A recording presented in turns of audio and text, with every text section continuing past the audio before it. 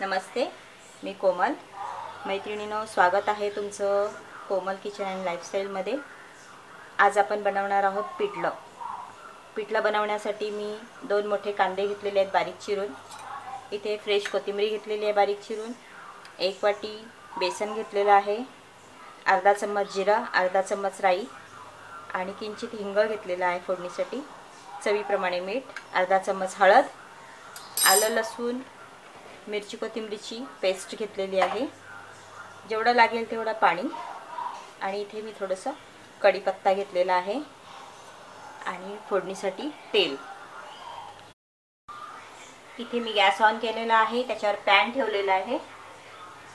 त्याच्यामध्ये आपण तेल टाकणार आहोत. 2 ते 3 चम्मच तेल टाकायचे.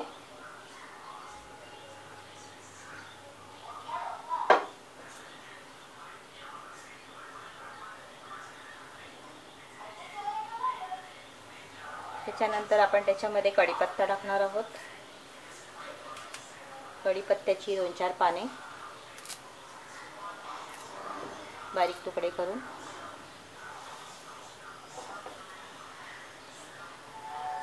टाकलेले आहेत. आणि त्याच्यामध्ये आपण हिंग, जिरं, राई टाकायचे.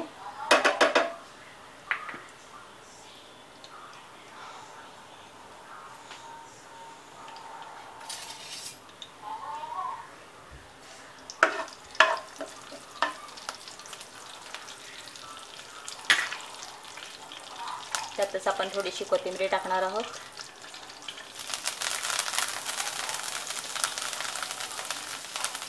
नंतर कांदा आपण छान असं शिजवून द्यायचं.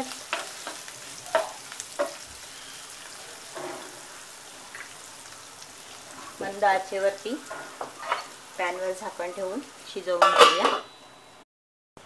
आपला कांदा छान शिजतोय तोपर्यंत आपण बेसन आहे ते पाण्यामध्ये मिक्स करून घेऊया. त्याला जेवढा लागेल तेवढाच पाणी आपण टाकणार आहोत. बेसनमध्ये गुठला राहणार नाही याची काळजी घ्यायची. व्यवस्थित मिक्स करून घेऊया.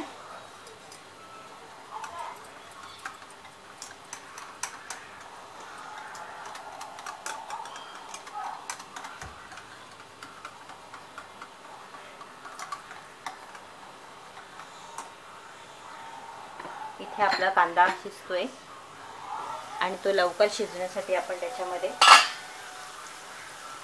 मीठ टाकून घेऊया. आलं लसूण मिरचीची पेस्ट, आलं लसूण मिरची आणि कोथिंबीरची पेस्ट आहे. पुन्हा 1 चम्मच टाकलेली आहे. छान शिजवून घेऊया.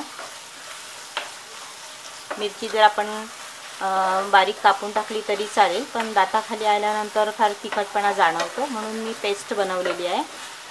तुम्ही मिरची बारीक करून टाकली तरी चालेल.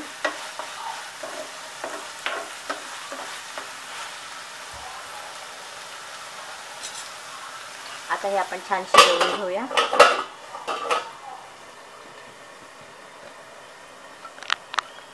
आणि इथे आपण बेसनची पेस्ट छान अशी तयार करून घेऊया.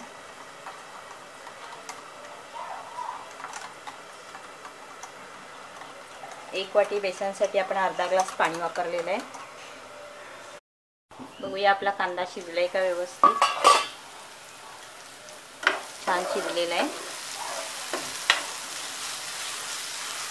ह्याच्यामध्ये तुम्हाला लाल मिरची पावडर वापरायची असेल तर वापरू शकता.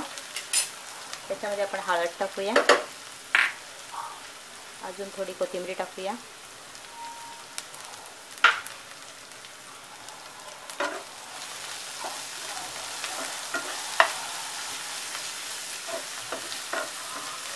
मस्त खमंग असा वास सुटलेला आहे.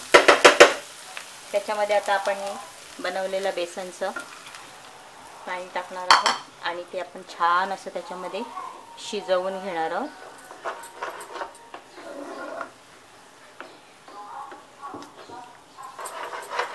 हे आता सतत ढवळत राहायचं.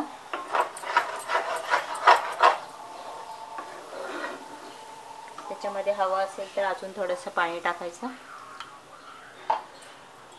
कारण बेसन हा छान असा शिजायला हवा.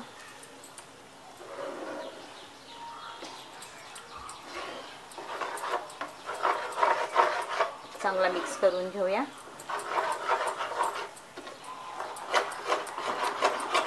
आणि मंद आचेवरती जरा एक वाफ काढून घेऊया त्याची.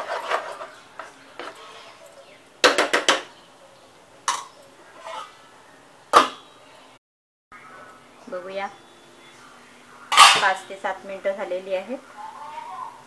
पिठलं आपण छान शिजवून घेतलेलं आहे, मस्त शिजलेलं आहे.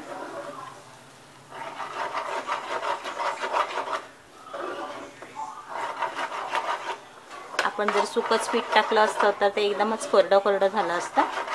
आता हे छान असं चटणीसारखं झालेलं आहे आणि छान असा स्वाद सुटलेला आहे. मस्त खमंग असा स्वाद दरवळतोय. मस्त झालंय आपलं पिठलं.